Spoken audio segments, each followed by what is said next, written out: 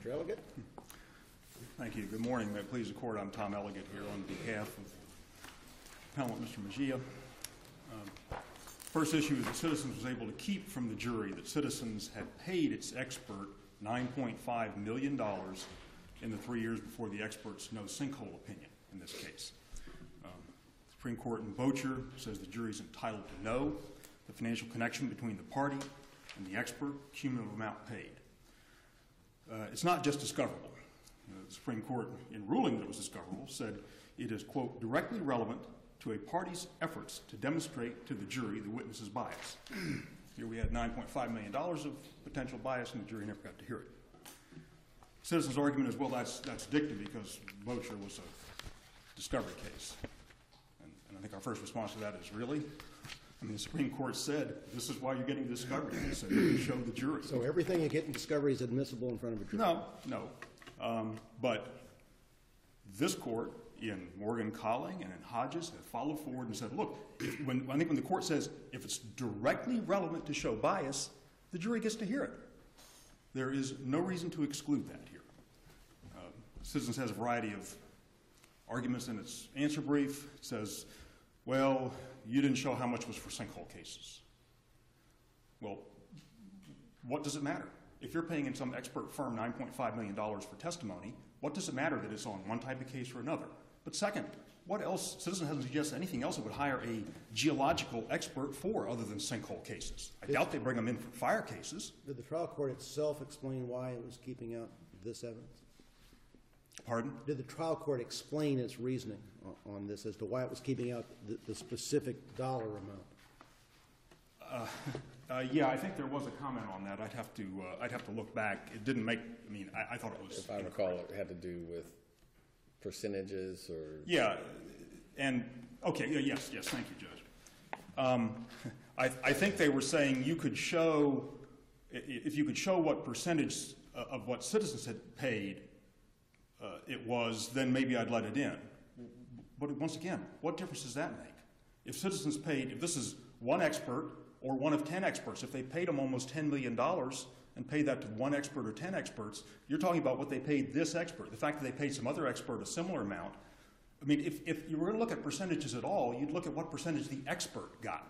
In other words, they got $9 million from Citizens.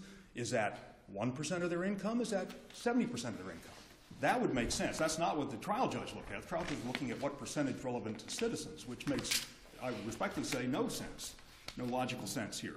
But once again, it doesn't matter. I mean, as this Court has held in these other cases, even if you have one doctor in one case that's protected by a plaintiff's counsel, you get to tell the jury that. Defendants get to do it. Plaintiffs should be able to tell when there's $9.5 million paid.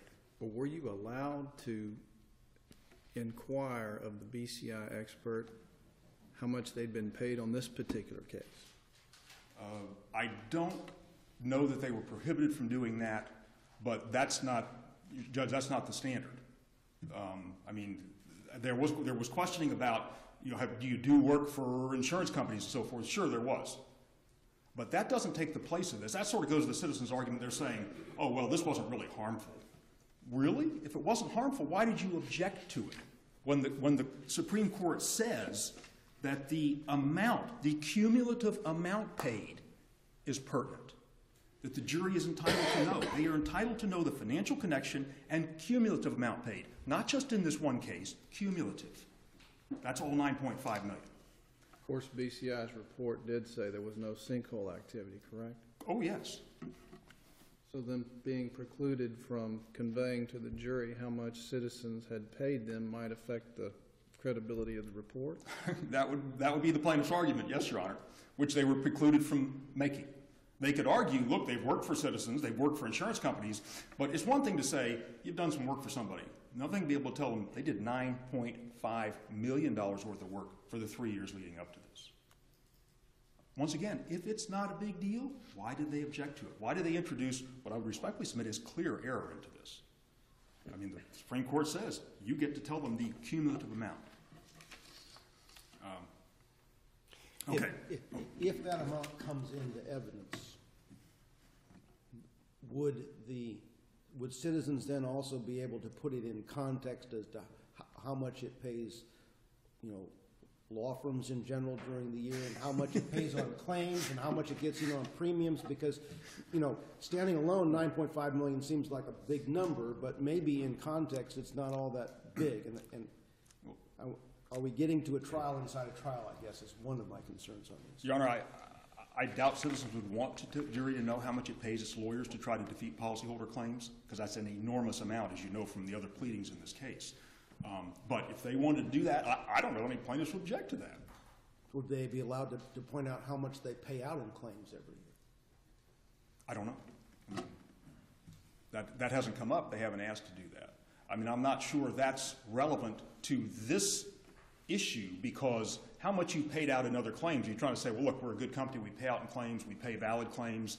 You know, those are things that don't go to the bias of the expert. Here we're talking about the bias of an expert who has testified worth many, many, many times for this particular client. And the question of the bias of that expert really wouldn't be affected by how much citizens have paid other people. Or its attorneys or other claims. Right. Exactly, Your Honor. Yes. So I think, Judge, I think that is roaming outside of the issue. The more pertinent question would be, how do those fees compare to what you're collecting generally? I'm sorry? The more pertinent question would be, how do those fees compare to what the expert is collecting otherwise? As I said earlier, yes. If you were going to do some sort of percentage analysis, you would look at that. But the Supreme Court doesn't say you do that. In fact, it says you get to tell the cumulative amount paid to that expert. You know, now, if they want to come in and say, well, you know, if the expert wants to come in and say, that's only, you know, 1% of our income, I don't think there's anything that stops them from doing that. You know, the expert to come in and say, look, we're not biased, because that doesn't make any difference in our overall scheme of things, whether they're a client or not a client. I don't think you would truthfully be able to hear that for this expert in this type of case. But the jury could then weigh. The jury could weigh it, and that's exactly the point, Your Honor. The jury didn't get to hear any of this. Okay, it was concealed from them, and the Supreme Court says they have a right to know. And the plaintiff has a right to tell them. Or whoever it is, the defendant in a medical malpractice case, gets to tell them how much the plaintiff's expert has been paid for providing testimony to this lawyer's clients. So, on the burden of proof issue, that was all, and obviously the Boecher issue would entitle the plaintiff to a new trial standing alone. We would encourage the court to write on all three of the issues that are presented in this case, because the next two issues, the burden of proof issue and this report issue, are prevalent in citizens' cases. They raise this now in all their cases that have, at least the burden of proof issues raised in all disputed sinkhole cases, at least. If it's a confirmed sinkhole, I don't think it applies. But for example, I've got cases in Duarte and Munoz that are pending before this court, where citizens is the appellant on this very burden of proof issue. And they're the, I mean, from what I've seen, they usually lose this issue, because most trial judges don't buy into this because it's wrong. Why is it wrong? Citizens has an all-risk policy here. You can't add anything to an all to all. You can only take away from all. Do you really think this structure, I mean, historically an HO3 in the 60s was an all-risk policy. This was it, and then it had a list of exclusions. Yes. The modern policy has all of these subsections of risks that are covered, how much it's covered for, and the like. It seems to me like it's evolved into something that's neither fish nor fowl anymore. Well, I think it's still all risk, Your Honor. If they start off with a grant of coverage and say, we're going to cover this. We're going to cover this loss. We're going to cover property damage to your house. And then they say, but if it's this, we don't, or if it's this, it's a limit, and so forth. Those are all things that limit the all-risk nature of it. I mean, I've still seen, I mean, the Fisher case is my case. There are cases where they will say, okay, we're covering these specified perils. Boom, boom, boom, boom, and they list them. And if you can't put yourself into one of those perils, you don't have coverage. So there are still policies that are specified risk. The structure of this works out, you know, we start off with the all-risk part. Yes. Then the carrier comes back and says, well, this is excluded by earth movement. Right, just like Hudson. And then you jump then to the sinkhole coverage, where the burdens of proof would be whatever they are for the sinkhole coverage. Okay. And I guess my question is, I haven't seen the claim made by your client. Did they make a claim for property damage or for a sinkhole? I'd have to look back at the file on that, Your Honor. Because my impression is most people have been just jumping right to the sinkhole coverage, and they've been skipping the first two steps of this. Well, I mean, the sinkhole coverage is covered under the policy. If you have a policy that... It's not covered under the all-risk part. It's covered under the separate endorsement that kicks in after the exclusion on the all-risk part takes it out because it's earth movement or whatever the exact language is. No, I think there's a specific exclusion for sinkhole now in this particular policy. Let me grab that if I may. I could be wrong with that, but I thought okay, we insure against, the coverage A, we insure against risk of direct property loss described in coverages A and B. Only if that loss is physical loss property. That's all encompassing. Then we come to a series of exclusions that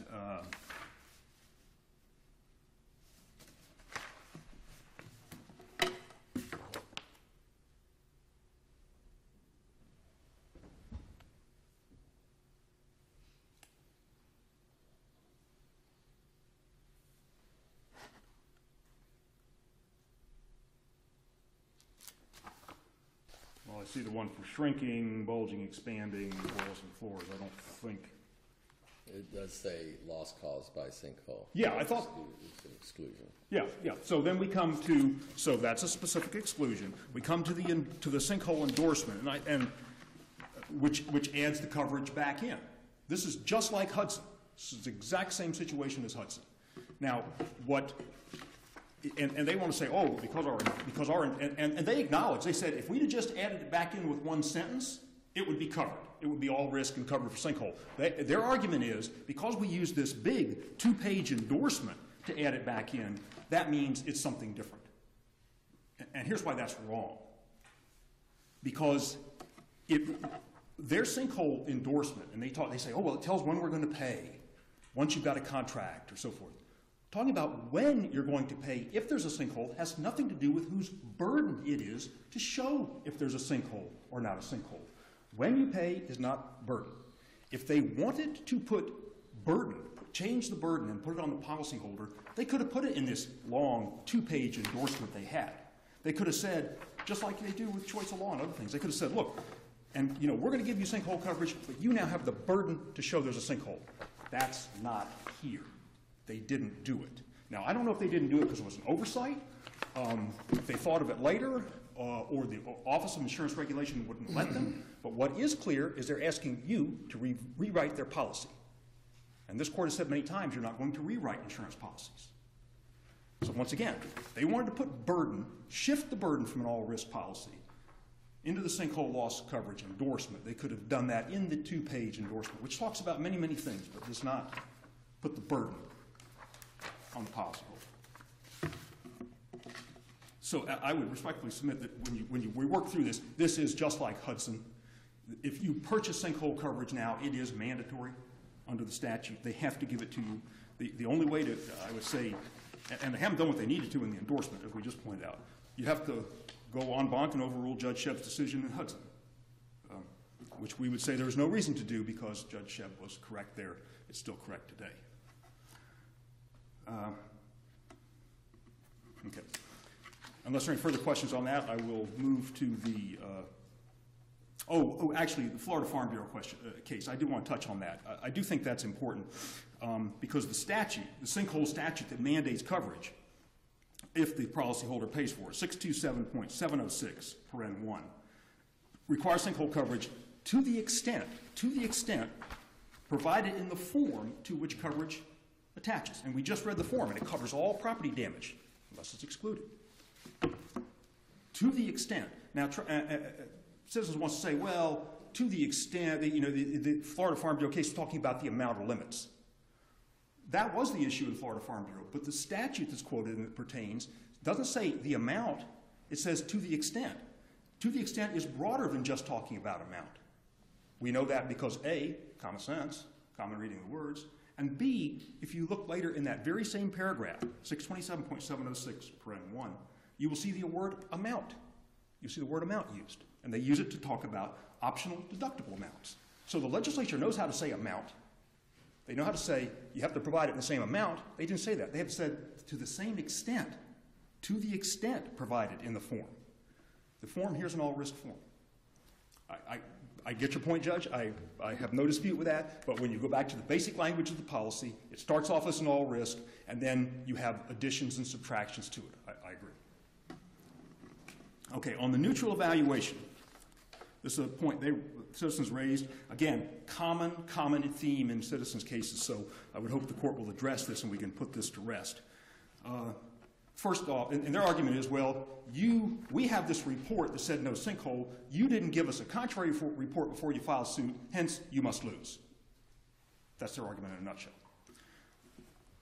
They're essentially arguing, they don't quite say it this way, but they're arguing that having a contrary report and providing it to us is a precondition to suit, kind of like the med-mal pre-suit process. Except the legislature didn't say that.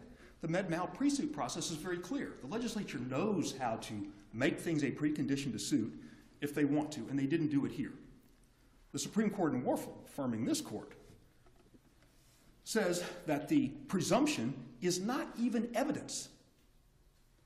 Says treating it as evidentiary is wrong. Well, if it's not even evidence, it wouldn't support a summary judgment for them, and yet they want to get a complete walk without even having moved for a summary judgment? Clearly wrong. Clearly wrong. Here's something another reason that shows this is wrong. This is something a little different take.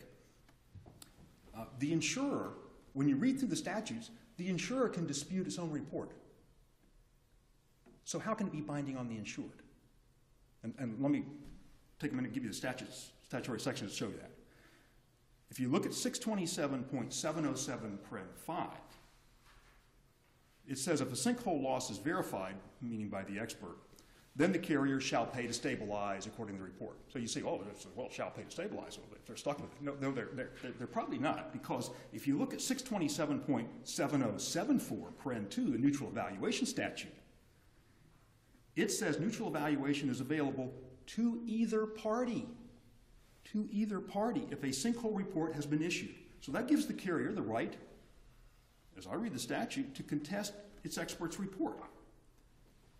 And then if we look down below that, 627.7074 paren 5, it says any reports by the policyholder confirming a sinkhole must be provided to the evaluator. That confirms there's no obligation to provide it before suit. They said, here's when you got to provide it. If there's going to be neutral evaluation, you, the owner, you provide your report to the evaluator. Nothing in the statute, any place, that requires providing the report to the insurance company before you file suit. For all three of these reasons, we would urge the court to reverse, right on all the grounds, to provide guidance to the trial courts. Unless there are any questions, I'll reserve my time for rebuttal. Well, before you sit down, you have a motion for fees, and you're arguing under Trinidad that without regard to whether you prevail below, if you prevail here, you're entitled to fees. And I just wanted to hear you address that just a moment. Your Honor, the statute says if we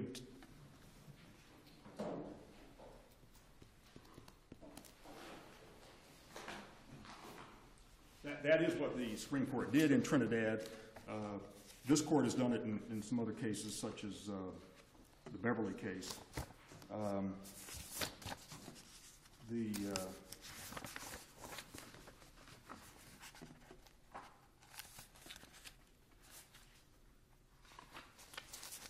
I didn't say much in that motion, did I?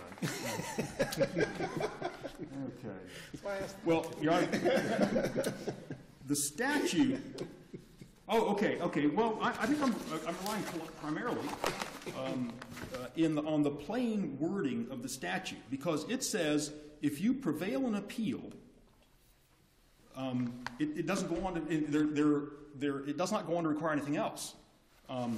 We will have prevailed in the appeal here.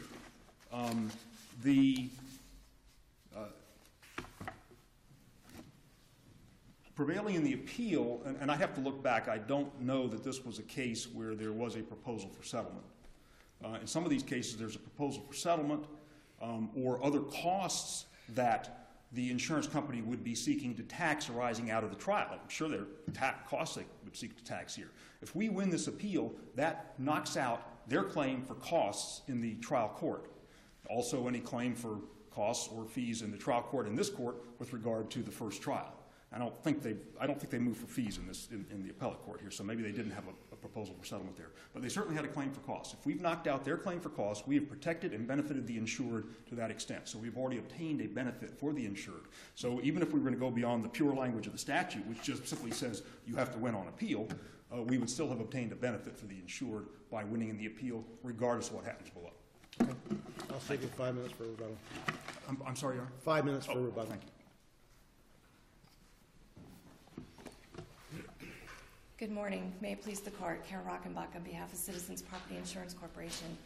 This appeal has nothing to do with Boecher. The question for this court to decide on the 1099 issue is whether the trial court abused her discretion in applying the Florida Evidence Code, because by the time this case gets to trial, it is no longer a Boecher issue. As the judge... Why isn't the $9.5 million relevant to whether there's a potential bias?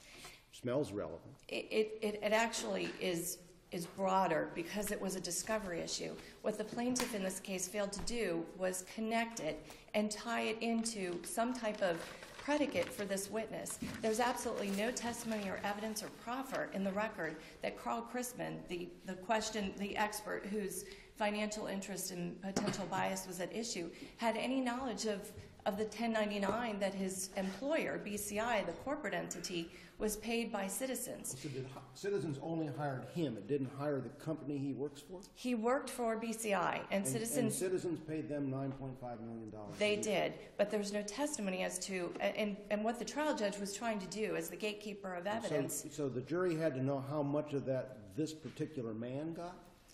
To place this global general discovery number into evidence would have been a 90.403 prejudicial, not probative value issue of any relevant evidence. Is that the ruling the trial court made? The trial court made the specific ruling of relevance. She didn't cite the evidence code. But didn't she say it was as I understood what she said, and of course you perhaps have the transcript right there, but I do, Your Honor. I thought she said the problem was that there was no percentage proof about it, and I don't know if I understood it. I thought she said you don't know what the percentage of Citizens' payments were of BCI's fees. Is that correct? She multiple times in the pretrial hearing said percentages. She said she said Boecher is over. You've got this evidence. Now use it to show what the percentage is. Well, what difference did that make? It's not clear. She says you can ask this witness how many times he's testified for Citizens, which, by the way, plaintiff never did. That's a waiver. They had that opportunity. She clearly ruled, and they never asked Carl Chrisman how many times. Well, but that's a different inquiry. Okay, but she. That's a different inquiry. That's a different issue. But it would go to the bias and the spirit of Boecher. Hey, has the party you're testifying for paid you a whole bunch of money? Ask that question. And it wasn't asked. It wasn't even proffered. Well, how much? They told they could not introduce this $9.5 million. Not that global inflammatory number that was paid to the corporation. But, you work for BCI. Ask the question. Yes. BCI got paid how much? And how? You work for BCI. You want to keep your bosses happy. You want to keep this client. I mean, all of that is relevant. I think the $9.5 million plays right into that, doesn't it? But it wasn't even a predicate for this particular witness, Your Honor. It was a BCI. But when did this issue first come up? It would have been, and it's not clear in the record, but it must have been produced in discovery. What's interesting in the Boecher decision... No, but I mean to the judge. Before the trial, in a pretrial hearing. Correct, in a pretrial hearing. Okay. And in the transcript. And how, had they produced... isn't the rule now that you don't have to re-raise this issue at trial if you've already had a ruling on motion in limine? If it's a specific ruling.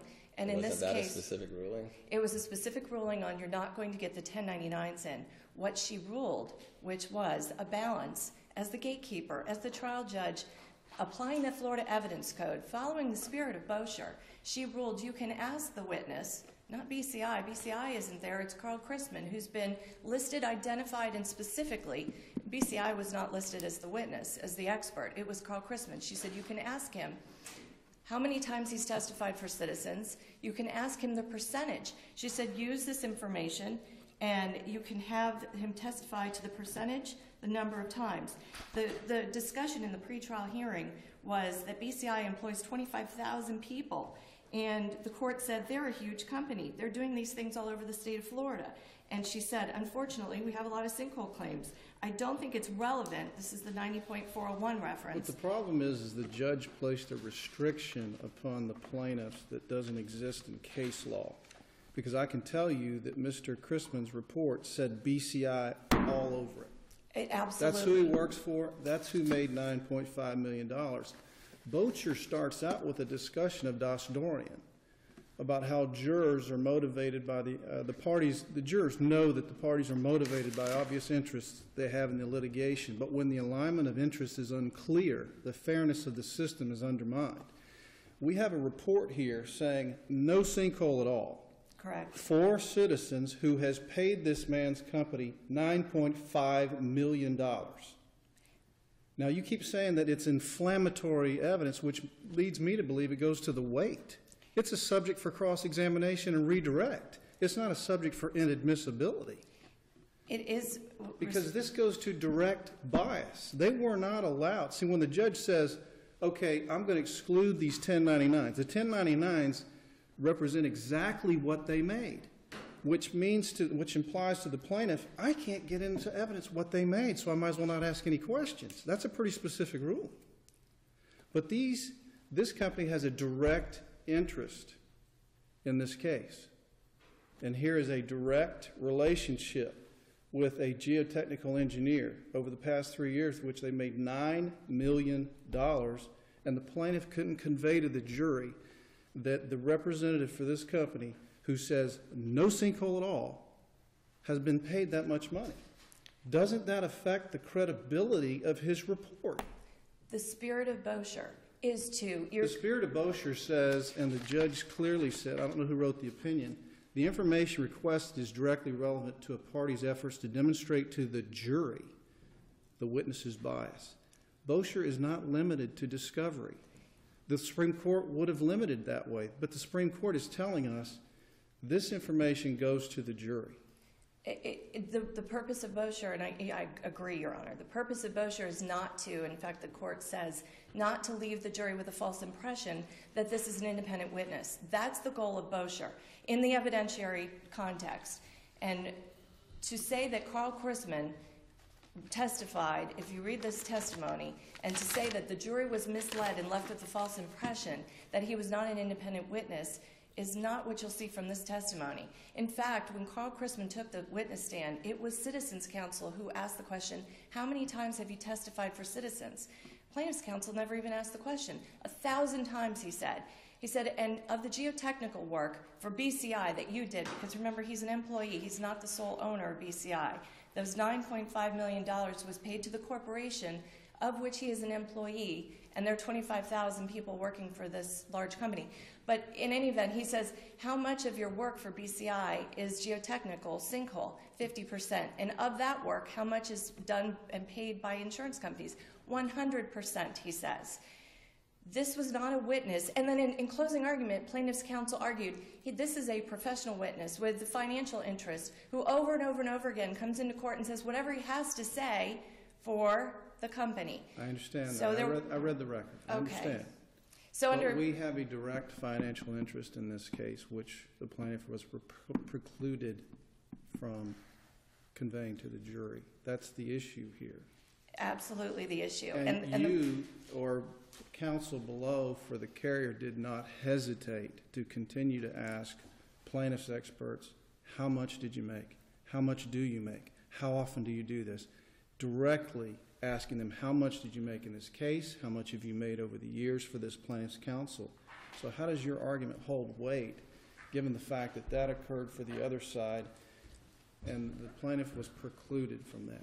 An excellent question. Tell me why that isn't harmful. Excellent question, Your Honor. That came out in plaintiff's case and was allowed to be asked. There was no objection to this testimony. Plaintiff's counsel heard citizens ask, these are appropriate questions that go to bias. How many times have you testified? How much do you get paid in deposition? How much do you get paid at trial? By the time citizens' case in chief is presented and Carl Chrisman takes the witness stand, those same questions could have been asked by plaintiff's counsel, and they were not. The pretrial ruling by the judge did not preclude plaintiff's counsel from asking those same questions that citizens asked of plaintiff's experts, and yet those were not explored during Carl Chrisman's testimony. Plaintiff's counsel could have asked more biased, more prejudiced questions about the number of times they've testified for citizens, and this wasn't asked. They could have asked, how much do you get paid for your trial testimony? That was not the pretrial ruling. The pretrial ruling of the trial judge did not say, and it is in the record on page 25 through about 30 of the pretrial hearing, she did not say you cannot ask Carl Chrisman how much he gets paid to come in here and testify. What she said was you can't put the 1099s in their totality in this large number without giving some type of percentage basis for this witness. Was there a written order entered on this, No. or either oral? Just the oral ruling, Your Honor, yes. What That's- case law do you have that limits either party, a defendant or a plaintiff, to an inquiry that limits them to percentages? Because that's not what Boecher says. Understood, Your Boecher Honor. says if there's a financial relationship or a financial incentive, any limitation on this inquiry has the potential for thwarting the truth-seeking function of the trial process. Understood. It's not a case-driven, each case is unique, and this would be based upon the Florida Evidence Code. The trial judge is the gatekeeper of balancing relevant evidence against potential 90.403 prejudicial evidence that has no predicate to this particular expert witness. That's what would apply in this case, the Florida Why didn't the Evidence judge Code. just leave it to the defense to make that point that, hey, this is only a small percentage of what DCI gets? I mean, why is the defense entitled to have the judge weigh that as opposed to the jury? I think what the judge did in this case was try to strike a balance. And she saw that they had received the Boecher, actually 1099s aren't even Boecher discovery. The footnote 5 in Boecher says 1099 should only be produced under the most compelling of circumstances, which is an interesting footnote. But that's not the issue here. No, Yeah. understood. But in this case, once that is discovered, and the trial judge is saying, look, I get it. You've got the 9.5 discovery. And she even says in that pretrial ruling, Boecher is over. Now, use that to determine how much. And in fact, plaintiff's counsel says BCI makes hundreds of millions of dollars annually. That's page 75 of that pretrial hearing. BCI's gross receipts are in the hundreds of millions of dollars annually, yet they were paid by citizens $8 million during these 3 years. And the judge says, go for it. Use that and use a percentage. So maybe it's 70%. She's trying to limit the discovery and balance, strike a balance between 90.401 of relevant evidence to potentially show bias of this witness and the 90.43 of showing this larger number that may have no nexus or connection with But again, expert witness why isn't testimony. that for the defense to come forward and say, yeah, but, you know, they made $100 million during those 3 years. This is a drop in the bucket. Because the plaintiff is the proponent of the evidence, and the burden is on the plaintiff to prove that it is relevant evidence. So you're We've saying objected. that the judge felt that because the plaintiff wasn't going to put on that percentage, the harm outweighed the relevance? The judge also didn't. I mean, that's your position? The judge didn't rule that they could not ask Mr. Carl Chrisman how much he's getting paid for his testimony in this case, or how many. That's not the point. Right. We're back to the $9.5 million. Correct.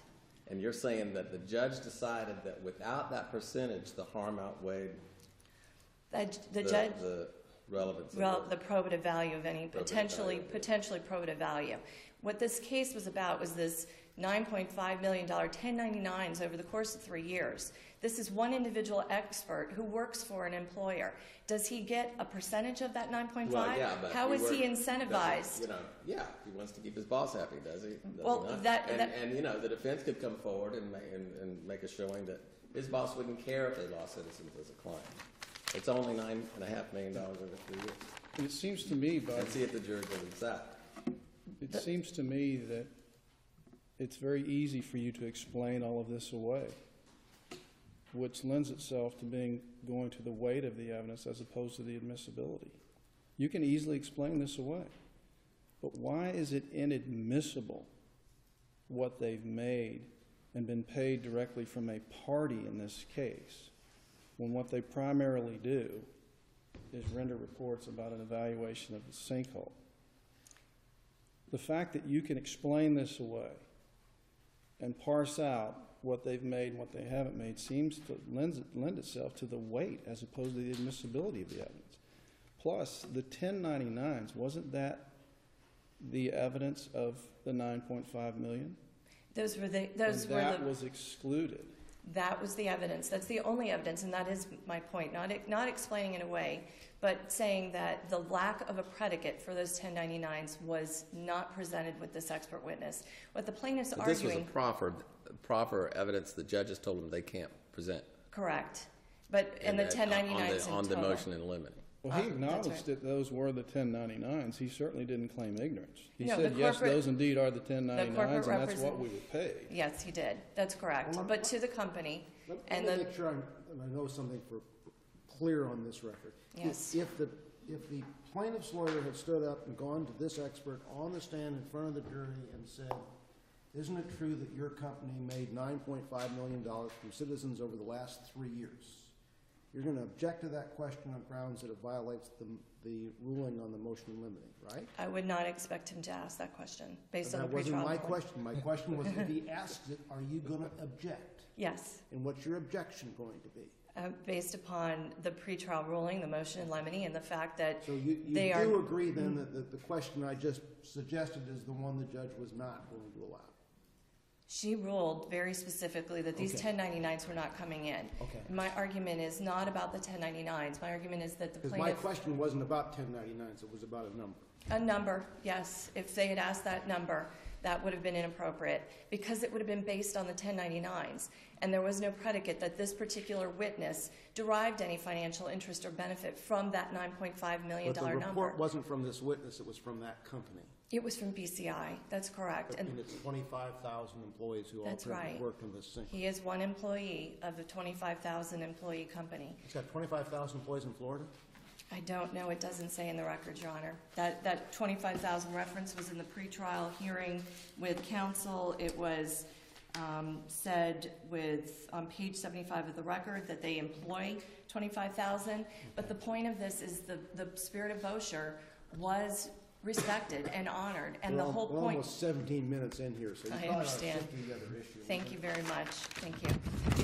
The burden of proof issue is fairly straightforward. It is a legal question of law. It's reviewed by de novo standard for this court. I think, Judge Altenburn, you nailed it with the first question on my notes, which is this plaintiff sued for sinkhole loss.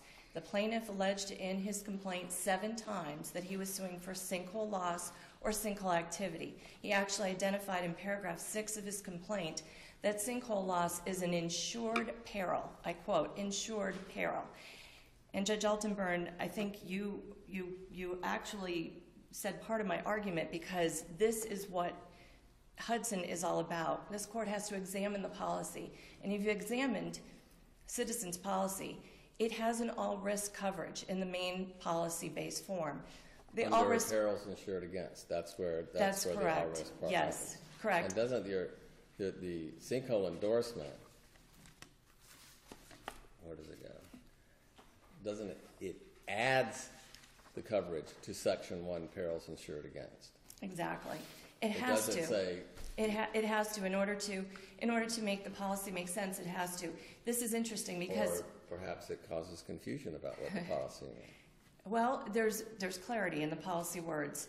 And based on Hudson, when this court examines Citizens' policy, you will see that the all-risk portion of the policy, had plaintiffs sued for sinkhole under all-risk portion of the policy, there'd be no coverage because exclusion I-1, or 1I, says loss caused by sinkhole. It's not earth sinking or earth movement like Hudson. It is a clear and plain sinkhole loss exclusion. And this endorsement also says that will not apply. That's right. It could have just said that. It could have just... Right. But whether it could have just said that or not, it did say that. Absolutely. It has So to the in order to be exclusion consistent. under the all-risk portion of the policy does not apply. The exclusion for sinkholes does not apply. It said it does not apply with respect to the coverage in the endorsement. It doesn't just say it doesn't apply. You're correct, it says it doesn't apply, but it goes further. It says, with respect to the coverage in this endorsement. So this court has to examine the endorsement.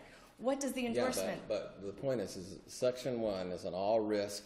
Yes. And now you've got an endorsement that says the exclusion for sinkholes in that all-risk section of the policy does not apply. Does not apply to the coverage in this endorsement. Okay. That's so the flaw. the exclusion from the all-risk policy provision does not apply to the specified risk portion of this. Now, how does that make any sense at all? It makes sense.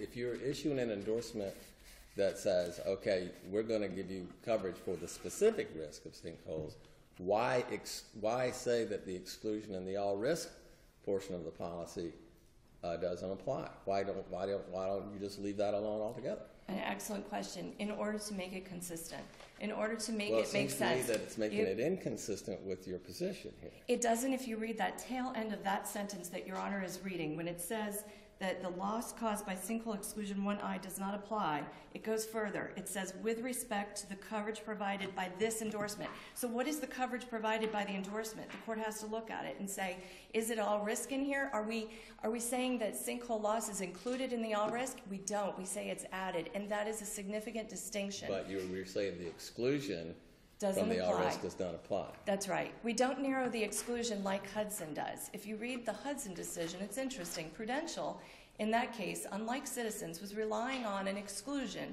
to deny the sinkhole claim. It's actually a sinkhole collapse in Hudson, which was mandatory. Judge Shebb, in writing that opinion for this court, thought that was significant enough that he wrote the word mandatory in the Hudson opinion 3 times.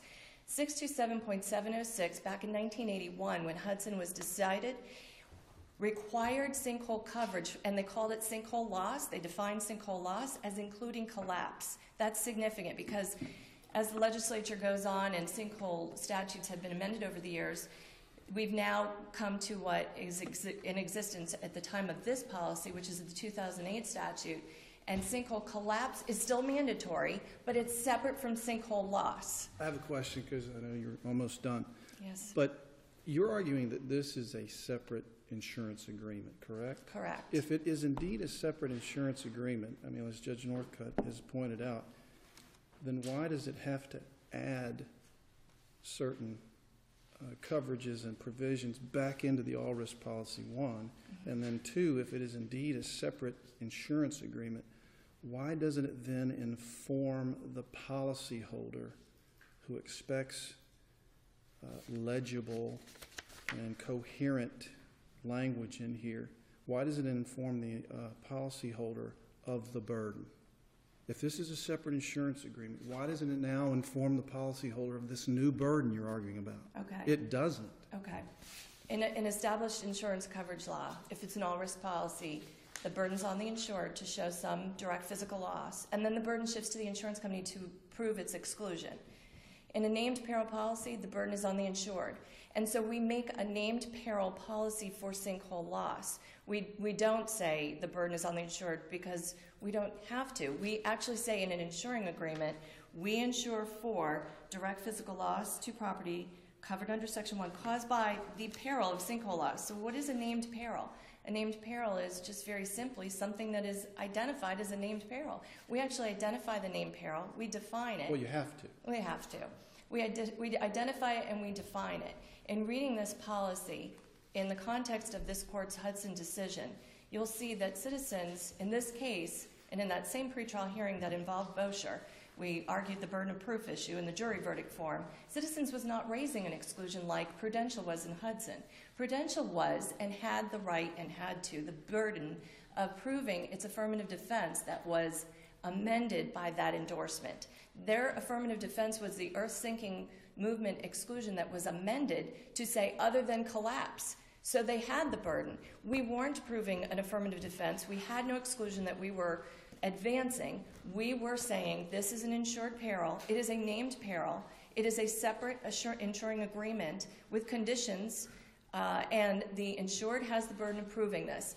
You're running out of time. Yeah, okay. So I'll Thank give you. We've helped you. Yeah, we've helped you do that, so you need 30 seconds or so to wrap up. Thank you. I think the most important, straightforward point is to ask this court, ask the question: what is it that the insured sued for.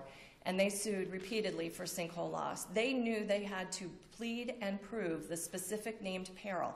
Otherwise, they would have sued for general property damage, and that would have been under the all risk. We added this peril. We did not include it. If the court looks at the insuring agreement under the all risk policy, you'll see that catastrophic ground cover collapse, which is mandatory, which is the Hudson issue, it's included. It's not added because we have to provide it by law. What we did here was we provided and offered the added endorsement, the added named peril of sinkhole loss, and that is an identified peril that the insured had the burden of proving in this case. We ask that you affirm the decision of the jury verdict and trial judge below. Thank you. Thank you. Mr. Elliott? Thank you, Your Honor. On the Boecher point, two quick things. Those questions about the 1099s were just part of the proffer. They were actually asked of the citizens' representative. They were not being asked, they asked, did you pay BCI this much? And you look at those pages of the transcript, and they're actually asking the citizens. Wasn't the BCI expert who was being asked? No, it was Mr. Bates from Citizens. He was asked, and he testified, yeah, we pay, it's what it says, we paid this, this, and this, and you total them up, it's $9.5 million approximately. So, Mr. Elliott, I'm still struggling a little bit with whether this is harmful error in the context of the overall trial. I mean, there was a fair amount of cross-examination about their interests and that kind of thing, and so if the only thing that is missing is the $9.5 million, is that something that likely affected the outcome in this case? Your Honor, as we said in our brief, if there's any doubt, it's a new trial. The Supreme Court is clear on that. This court has, I think it's about page 10 of our initial brief, this court has said the same thing. And what's your burden to prove harmful error here? We just have to show that this evidence was erroneously excluded. The harm is then presumed. That's the standard under an erroneous view of keeping out evidence, erroneous legal ruling, because this was a legal ruling that was made. And what the Supreme Court says, and it's already been discussed once, I think it was Judge Slade referred to it, page 997, the jury is entitled to know the extent of financial connection and the cumulative amount a party has paid an expert during their relationship, not even 3 years, but about 3 years. That, to suggest that the plaintiff should have done more, I mean, yes, Citizens, to try to soften the blow, went ahead and asked these questions of its expert that they knew the court would allow. So they got that out of the way to sort of disarm that. But if you look at volume 10 of the record, 423, 424, when the plaintiff gets up to make the proffer, the plaintiff is respecting the trial court's ruling. Says, Judge, I know you've kept this out. I can't ask about the 9.5, so I'm just going to put it on, and they use it through Mr. Bates. I mean, I guess I'm hearing that the plaintiff should have just disregarded that and went ahead and asked him, well, you paid $9.5 million, and let the judge's wrath come down on him. But that's not the way we practice, hopefully, most of the time. So, on to the burden of proof issue. 627.706 requires sinkhole coverage. It is still mandatory if the insured pay for it. And it doesn't matter whether it's collapse or not. The statute says what it says, and it says to the extent provided in the form to which the coverage attaches. That form is an all-risk form. To the extent provided is there. The sinkhole loss coverage endorsement is not an all-risk policy. It is part of an all-risk policy. The front end has an exclusion, and sometimes the endorsement removes the exclusion, which puts it back into an all-risk policy. As I read this, it doesn't eliminate the exclusion for earth movement and the like. What it does is it puts back in a specified risk policy because it's excluded from the front end. Doesn't that shift the burden back to the insured to prove that it's that they've invoked the coverage with a covered loss? I don't think it does, Your Honor, because, again, it's still an all-risk policy. But 2 points on that. First off, as we pointed out in our brief, the reason Citizens is so enamored of this view is that they want to go in, and they did it here. They go in and they argue, they say, well, you didn't prove there was a sinkhole in this policy period.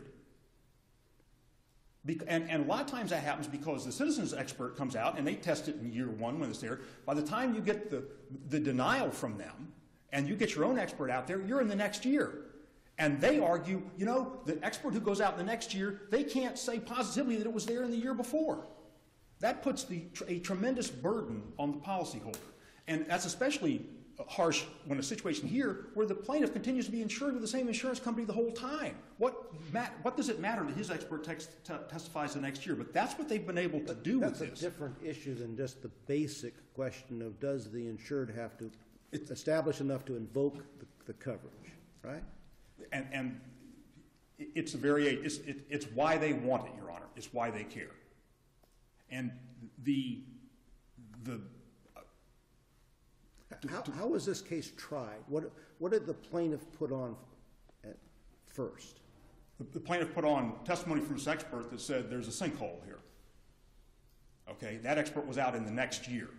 And so one of the arguments citizens made... You want to have these cases tried so the plaintiff comes on and says, I've got damage to my property, I rest? I think they could do that, but they don't do that, Your Honor. I mean, the dispute is going to be about whether it's a sinkhole or not. But if it's the insurance company's burden, the way the case plays out is you say, I got damage to my property, I rest, and then they put on all this stuff says, but it's a sinkhole, and then you come back and rebuttal with not. You could do it that way. It's just like the eminent domain cases where, you know, there's sometimes an issue of who's going to go first on things. I think it's more streamlined to have the plaintiff put on their full case, and that's the way these things traditionally gone. And that's happened in, you know, as far as I can tell from the cases I've seen, and you've probably seen more than I have, but that happens in all these cases, whether there's a dispute, before there was ever this dispute about the burden. Because under an old all-risk policy, sometimes the carrier admitted that it was covered under the risk and assumed the burden from the beginning and became basically the plaintiff to put on the proof of the exclusion. Is that...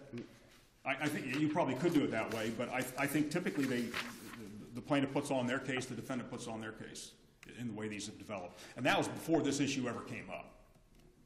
You know, I don't think... I mean, this issue is a recent innovation. I mean, this policy... This has been there for a while. It's, you know, insurers are very creative. We apparently had an argument in another panel on this like a month or so ago. Yes, but it was a cross appeal, I believe. For okay. Well, that was. Has there been any ruling in that case? I don't. Yeah, know. It was procuring affirmed, as I understand it, because that was the plaintiff was appealing, and there the judge had ruled that that citizens did have the burden. But and the other, we haven't written an opinion on that. No, and citizens won that. Citizens lost that argument in the trial court, but then they won the trial on the merits anyway. So that was a cross appeal point. But when the plaintiff lost their appeal, that was just procuring affirmed, and that point was not reached, I would assume.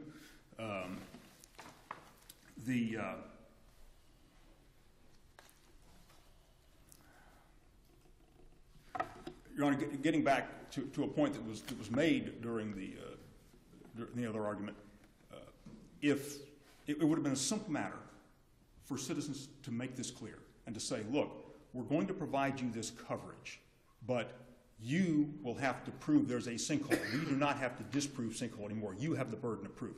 They've got a 2-page endorsement. They could have put that in there. The fact that so many judges have ruled against them on it, the fact that we've had this discussion today in the sense we have, doesn't that at least mean their policy is ambiguous? Don't we at least get the benefit of that? They should draft a clear policy limitation, if they're limiting coverage for the insured, that says, yeah, we're going to give you this, we're going to take the exclusion out of the all risk, but you know that doesn't make this all risk. Now you've got to come in and prove it. And if they're going to say it, prove it within the policy period. That was another error here, but that's unless any further questions, we'd ask to reverse on all and write on all three. Okay, thank you. This court's going to take about a 10-minute break. When we come back, we'll pick up with Reitner versus Thompson.